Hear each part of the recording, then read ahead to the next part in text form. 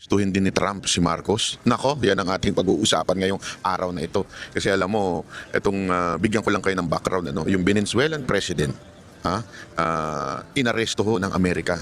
Sa madaling salita, nasa ibang bansa. Imagine niyo na lang, yung presidente ng ibang bansa, inaresto ni Trump. Hinuli sa sarili niyang lungga. Saka nakakita ng gayon, ano? Panoorin nyo itong video na ito kung posible ba na sa bandang tagal-tagal arestuhin po ni Trump si BBM. Kasi alamin muna natin, ano ba ang dahilan kung bakit inaresto ni BBM ni Trump si Venezuela president, Tingnan natin. Alam mo kasi itong pag-aresto na ito talagang nagkaroon ng matinding trigger sa buong mundo. Bakit? Kasi syempre isa kang sovereign state with its own laws, with its own military, with its own police, and yet naaresto ka mismo sa loob ng kanila pong bansa. Ito po kasing presidente nila na si Nicolas Maduro. Ito po ay presidente na since 2013. Imagine mo, 2013, 2026 inaresto siya. Ibig sabihin 13 years. 13 years siyang namamayagpag. Could you just imagine the power that this person has, di ba? During the time na he was arrested. Ito nga lang Pangulo natin Ewan ko kung Pangulo. Yung Pangulo natin sobrang inabuso na ang kapangyarihan. As in, kinontrol ang legislative branch, maging siguro ilang judicial part, di ba? Kasi tandaan ninyo, kahit pa tayo ay three branches of the government, merong impluensya ang head of state o yung executive, which is the president. Marami nagsasabi na talagang inaabuso at ginagamit na ng presidente ang kanyang kapangyarihan at pagmanipula sa mga ibang branches ng ating gobyerno to the point na sobrang kapangyarihan niya, kontrolado niya lahat. Although ako, I'm still hoping that yung ating judicial ay hindi kontrolado ni Marcos, pero may mga nagsasabing ito ay kontrolado daw. Ako hindi ako naniniwala. Pero may mga nagsasabing kontrolado na rin ni Marcos dahil sa tindi nga naman ng pera. Alam naman natin ang tinding insertion ng nangyari ng mga nakaraang di ba? So ibig sabihin talagang malupit yung kanilang kakayanan na mamahagi ng pera. At dahil doon naiimpluwensya nila ang legislative branch, di ba? Yung pansinin ninyo, di ba? Meron yang 2 million na Christmas bonus, saan ka pa? Kung ikaw ang congressman, papalag ka ba sa presidenteng nagbigay sa iyo at naglagay sa iyo ng allotment na 2 million tuwing Christmas, tuwing undas, at kung ano-ano pang holiday. Every holiday, anak ko ng tutsang kalabaw, every holiday meron silang pa 2 million. Aside from the monthly. So imagine mo, tiba-tiba ka, diba? Talagang dahil doon, ikaw ay sisipsip o ikaw ay kontrolado ng presidente. At sa tingin ko, ganun din naman ang nangyari siguro dito kay sa Venezuelan president. So imagine mo, if you are ruling for 13 years, ibig sabihin nun, you have much power during the elections. And siyempre, sa atin din ang sumisipsip sa yung mga opisyal ng gobyerno, opisyal ng kasundaluhan, opisyal ng kapulisan. Abay, 13 years ka na mamayagpag. Kaya ka na natili dyan dahil sa tindi ng kapangyarihan mo. Pero in a split of a second, mantakin mo, siya ay inaresto ng presidente ng ibang bansa. Kaya nga ang tanong ngayon dyan, pwede kaya ito si BBM arestuhin din ni Trump? Puta, yan ang ating pag-uusapan. Diba? Ano ba kasi ang dahilan, Banat Bay, na inaresto ni Trump itong presidente ng Venezuela? Ang isa sa binigay na dahilan ng Americans para sinasabi nila kung bakit sila nangialam ay dahil sa ito daw po ay dahil sa droga. Droga.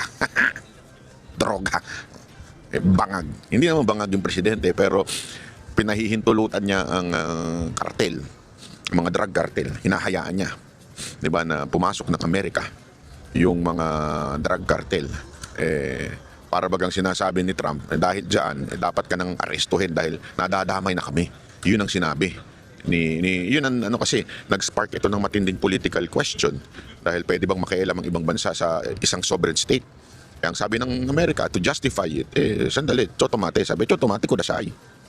Damay na kami sa kaguluhan ninyo dyan. Nadadamay na yung aming importation ninyo ng droga sa aming bansa. Diba? Kaya pumasok na si Trump sa eksena. Hindi pwede. Stop, sabi niya. Stop. malayo man ang Pilipinas para tayo ang mag-import ng droga sa Amerika. Ang tanong ngayon ay, sa tingin nyo ba ay dahil sa pagiging di umano, according to his sister na si Amy Marcos, ay bangag ang ating presidente.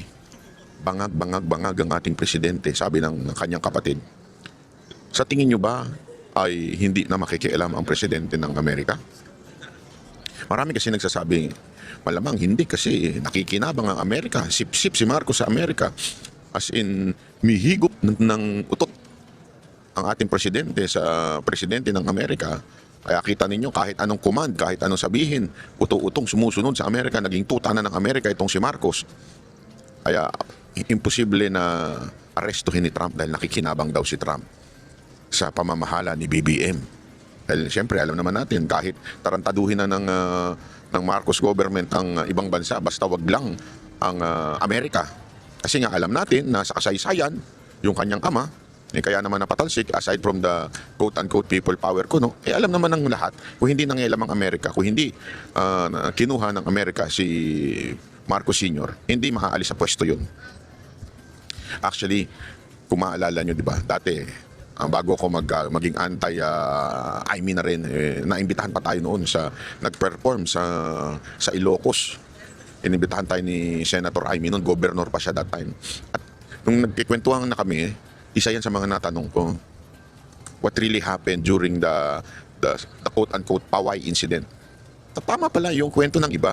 Sinabi niya mismo ito sa akin, ang talagang alam namin, Paway kami dadalhin, hindi sa Hawaii. Pero ang alam din nila, Amerika ang nagdala sa kanila. Kaya idiniretso sila sa Hawaii.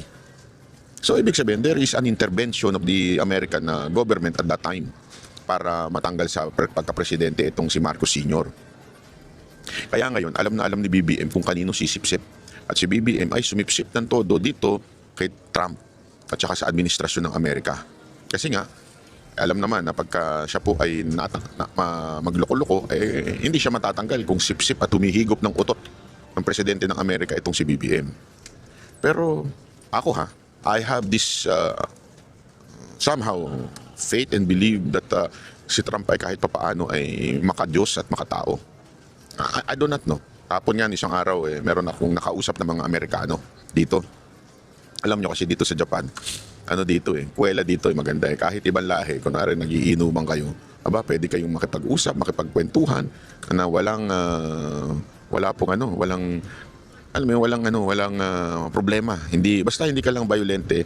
Kasi sa atin, hindi mo pwedeng gawin yun. Makipag-usap ka doon sa katakabilang table. Away ang abutin mo, bugbugang kayo niyan.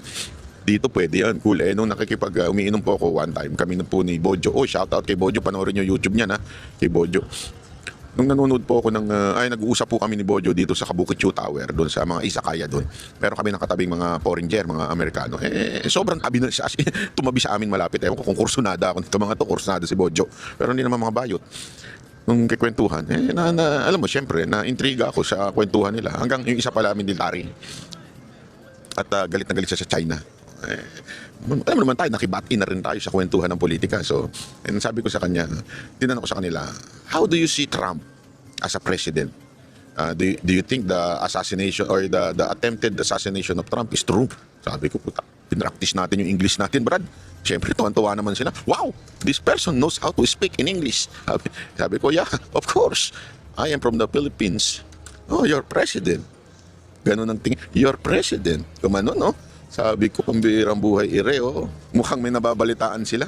Kaya pinasok ko yung sabi ko, what do you think of the policies of Trump? Kasi di ba may mga announcements si Trump, mga polisiya niya. May ina-announce siya tungkol sa mga immigrants. Kasi issue ngayon yan issue yan sa buong mundo. Yung nangyari sa Australia, yung nangyari during the New Year celebration in Paris, France, yung kaguluhan sa Amsterdam, may kaguluhan din. At isa nga yan sa big issue ngayon dito sa Japan, yung kaguluhan. Dahil nga na parang, alam mo na, may mga ibang lahi. At ayoko i-pinpoint yung, pero may ibang mga lahi dito na nanggugulo na hindi, alam mo yan, hindi sila nakikiayon sa pamamalakad o kultura ng Hapon. Pag-usapan natin yan, maya-maya. Hindi kasi alam mo, importante yan Ako bilang, I think, 10 years na ako nagpupunta dito sa Japan for Christmas and New Year. nakikita ko yung changes. Nakikita ko yung dami ng foreigner, yung gaijin, tinatawag nila. Although, there are good and there are bad na nangyayari. Halimbawa, dati kasi talagang napakahirap pumasok sa ibang mga restaurant na for Japanese only. Meron sila kasing ganong attitude eh. One, it's not because they're racist. Akala ko nung una because they're racist. No. Ayaw nila magpapasok because they cannot speak well in English and they don't want to be misunderstood o misunderstand, whichever you like. Alam mo yon, hindi kasi sila parang ganito eh. Ang prinsipyo kasi ng Hapon ay hindi makasagabal, hindi makaperwisyo. Yan ang kanilang ano. So any conflict, ayaw nila nun. So kaya sila hindi tumatanggap ng foreigner because hindi maiintindihan yung system ng kanilang bar o ano bang tawag mo diyan. Whether that is a bar just for drinking kasi meron silang halimbawa may mga patong sila na 350 kasi para hindi tambayan. O kaya naman minsan 1,000, depende yan sa bar kung anong klase. O minsan naman 3,000 o minsan 10,000, depende sa bar. Okay? Ngayon, kung minsan kasi ang mga foreigner nagrereklamo sa ganun, lalo na yung actually mga puti ang mahilig magreklamo sa ganyan eh, yung overcharge. Kaya sa kanila ayaw nila ng foreigner. Yun ang dahilan, not because of racist. Kasi hindi lang magkakaintindihan sa sistema. Tapos hindi ka pwedeng tumambay, unlike yung iba. Bawat, isa lang ang alak, tinambayan mo na buong araw, buong gabi. Di ba? Dito, bawal yung ganun. Kailangan talaga umorder ka. Kung hindi ka man umorder, magkakaroon ka talaga ng charge. And because of that, nagkaroon na ng issue sa mga foreigners. So hindi sila nagpapapasok. But as time goes by, nung tumatagal na, itong mga Japanese naka-adapt na rin. Somehow yung iba sa kanila natuto na rin mag-English. Kaya natatanggap na ngayon ng gaijin o yung foreigner. Ang gaijin means foreigner. So napapasok na nila, pinapayagan na nila. Yun yung good part. Ang bad part, itong ilang mga foreigner na binababoy ang kultura nitong mga Hapon. Binababoy ang ng itsura ng Japan. Halimbawa, yung maingay. Ayaw nila niyan. Yung nakakaistorbo. Alam mo pa naman, minsan yung mga foreigner, minsan pamilya, biglang titigil habang naglalakad. Siyempre, sa sobrang dami ng Hapon na naglalakad, madidistract yung flow ng traffic ng mga taong naglalakad. Medyo nabibwisit sila sa ganun. Tapos yung uupo sa kalsada, yung mga ganong klaseng style, ayaw nila nun. Nabibwisit sila dun. Ayaw nila ng mga ganong klaseng pangyayari. Kaya din, nagkaroon din ngayon ng bagong Prime Minister itong Japan na medyo in-stop particular yung mga isa sa issue dito yung in-stop nila yung pagpasok ng mga Chinese immigrant. Kasi punong-puno na ng Chinese immigrant dito. Kahit nga, sabi nga doon sa isang news, buong building na occupy na nila. Sa kanila, hindi ganun yun eh. Tapos meron din silang, ayaw man nila sabihin, pero may isa silang relihiyon, hindi ko na rin sasabihin, na medyo pinipigilan nilang pumasok. Bakit? Kasi nag-iingay, nagpipray sa kalsada, bawal talaga dito yung mag-ingay. So, yun yung mga bagay na nagiging problema. Ako, as a foreigner, apektado. Kaya nga sana ako, nakikiusap ako sa mga foreigner na pupunta dito. Although tayo mga Pilipino, we can adapt. Tayo mga Pilipino, sanay tayo dyan yung mag-adapt sa kultura ng iba. Itong mga hindi ko nag-a-adapt. Yeah, sure, you can use it. Tinala, maganda ka, hindi sinampal kita. Joke lang. Kayo naman. Sumimas yan ako dun Hindi. Anyway, yun na nga, di ba? Ngayon, dahil sa mga nangyayaring ganito, yung pagkukross ng border sa iba't ibang bansa, isa yan sa mga sinabi ni Trump. At kaya nga nung tinanong ko yung mga Amerikano nung kausap ko, at gusto nila yung mga ganong patakaran ni Trump. And si Trump, very concerned daw siya sa humanity, safety ng kanyang bansa, sa kanyang, kasi siya I remember, medyo ito si Trump, medyo Christian to. Hindi ko alam kung talagang devoted Christian siya, pero yung kanyang prinsipyo pang Christian talaga So sabi niya nga, di ba, nung dati tinanggal nung isang presidente yung mga religion o yung cross sa kanilang school. Si Trump binalik niya lahat yan. Kasi nga gusto niya ibalik yung morality sa bansa niya. And that is good. As a matter of fact, there is some churches are now declaring American revival sa kanilang bansa. Going back to the scripture, yan ang nangyayari ngayon sa bansa ng Amerika. Because dapat natin maintindihan, this is all about saving the nation of America. And one of the reason, at mismong nakita ko nga doon sa isang interview, ay gusto nilang i-protect yung ibang mga bansa tulad na rin ng Taiwan, di ba? Yan yun, kaya nga nagkaka-conflict sila sa China. Yan ho yung kanilang parang advocacy. Ang tanong na lang talaga dito, tayo kayang Pilipinas, poprotektahan ni Trump from destruction. Yan ang ating ilagay siguro sa comment. Maybe we can share this video to our American friends. If you're really concerned on humanity, please save our country from our president. Our country is doomed for corruption and drug addiction. And the crime rate is going up as well as unemployment is going up. The Filipinos are now in real chaos. I hope that the President of America would consider helping us. I don't know how. Maybe you can convince your friend, BBM, our president, to stop whatever he is doing. Again, it is not I who said that. It is his sister that we have a drug addict president. Imagine it. Breakfast is like that. Trump, can you see that? Our president is having a breakfast like that. And the person who said that is not political enemy, but his sister. So, Trump, if you have the advocacy of saving other countries from disaster, would you consider saving us? Again, I'm not saying illegal ways or out of the Constitution, but with respect to our Constitution, do your legal thing. Maybe you can convince our president to stop all the corruption, the true move to stop our corruption. Ang ina, naintindihan kaya ako ni Trump, lalo siya naguluhan. Di ba? Yun naman yun legal way. Inside yung ating constitution, constitutional way, di ba? Convince the president to just resign. Convince the president, to convince the president to change for the better. Or if not, just resign. Diba? As simple as that. I hope the American government would hear us.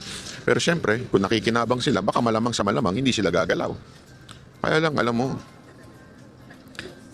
yung ginawa nila sa Venezuela, it's really something. Kasi yung iba tinatawag itong extrajudicial Sabihin, beyond laws. Right now, ang mga pumalag lang Cuba, actually medyo pumalag daw ang China. Nakita ko sa news na parang hindi dapat daw yun. Pero hanggang ganun lang. They cannot do anything aside from magbigay lang ng political statement. But this is a big thing. Sana this would somehow give an impression to other presidents, especially our president, na magbago-bago, na umayos-ayos. Di ba? Or, parang bang sinasabi natin na ayusin mo sarili mo. Kung hindi ka ayos sa sarili mo, mag-resign ka na lang. Kasi kawawa na Pilipinas.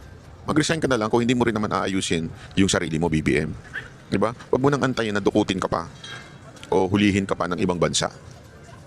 Kasi ginawa na nila yun Malay mo. Diba? Gawin uli nila. Hindi natin alam yan. We're not saying na dapat nilang gawin yun Pero again, hindi naman natin kontrolado ang utak ng Amerika. Sana lang, magising-gising na itong presidente natin. Kasi yung anti-corruption niya na ICI, walang kwenta Kaya nga nag-resign halos lahat, isa na lang natitira. Lahat ng commissioner, lahat ng nag-resign na. Kasi alam nilang walang kwenta, moro-moro lang. Alam nilang, di ba, hindi naman talaga seryoso yung presidente itigil ang korupsyon. Tapos yung kinasabi nila may makukulong hanggang ngayon. Tapos na New Year. Nakulong ba ang mga congressman? May nakulong ba? Wala. Yung pinsan niya ba nakulong? Hindi. So isang malaking katarantaduhan talaga yung anti-corruption. Plus, lumalala pa ang krimen sa Pilipinas. So, kung hindi maayusin yan, BBM, baka mamaya, kung hindi man Amerika magtanggal sa'yo, baka taong bayan na magtanggal sa'yo sa posisyon. Huwag naman sana, ayoko ng kaguluhan. Pero baka ganun Sumagad na sa buto yung kahirapan ng tao, magwala na. Ayoko yung ganun kasi magulo yun. Pero di natin makokontrol ang isip ng mga Pilipino kung yun ang kanilang gawin. Kawawa naman tayo. Kasi ayoko talagang presidency yung ganong klase sa Pilipinas na every time na lang na may ayaw na presidente, kailangan tanggalin sa posisyon forcefully. Ayoko ng ganon. Pero paano kung ganon ang isipin ng mga Pilipino? Naku, patay tayo dyan.